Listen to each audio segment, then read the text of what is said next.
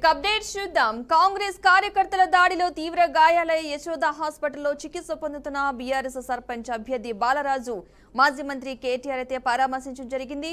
ఇలారెడ్డి నియోజకవర్గంలోని సోమార్పేట గ్రామంలో కాంగ్రెస్ కార్యకర్తల దాడిలో తీవ్రంగా గాయపడిన బాలరాజు అతని భార్య గంజి భారతిని పరామర్శించారు.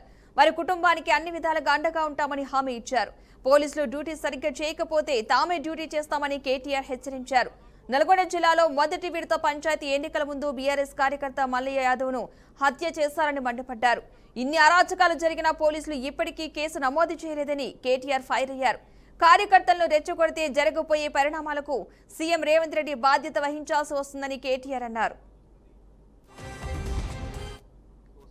పోలీసు వాళ్ళకు గుర్తు చేస్తా ఉన్నా, ముఖ్యంగా డీజీపీ గారికి, అదే విధంగా సీనియర్ అధికారులుగా ఉండే ఐపీఎస్ అధికారులకు నేను గుర్తు చేస్తా ఉన్నా. అట్లాగే పోలీస్ అధికారులు కింది స్థాయిలో ఉండేవాళ్ళు, వాళ్ళకు కూడా నేను గుర్తు చేస్తా ఉన్నా.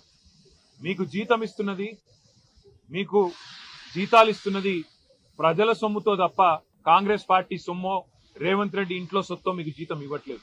కానీ ఈరోజు అదే ప్రజల ప్రాణాలు పోతుంటే, అదే ప్రజల ప్రాణాలు తీసే ప్రయత్నం కొంతమంది గూండాలు రౌడీలు చేస్తుంటే, మీరు ఈ రకంగా చేష్టలుడిగి చేతగాని వాళ్ళలాగా చూస్తా ఉంటే ఇది పద్ధతి కాదు. ఇక మేము కూడా మీరు ఈ రకంగానే నిశ్చేష్టులుగా చూస్తుంటే, ఏ యాక్షన్ కూడా తీసుకోకుండా ఇట్లనే గమ్మున ఉంటే మరి మేము కూడా తిరగబడే రోజు వస్తుంది. రాష్ట్రం మొత్తంలో కూడా శాంతి భద్రతల సమస్య వస్తుంది.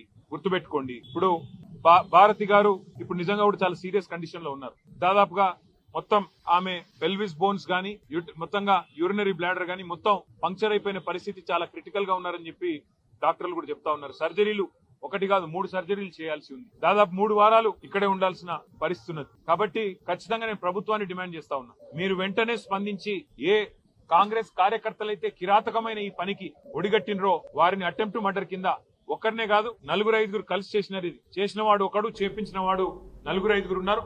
అందరినీ అటెంప్ట్ మర్డర్ కింద బుక్ చేయాలి, ఖచ్చితంగా కఠినంగా శిక్షించాలని డిమాండ్ చేస్తాం.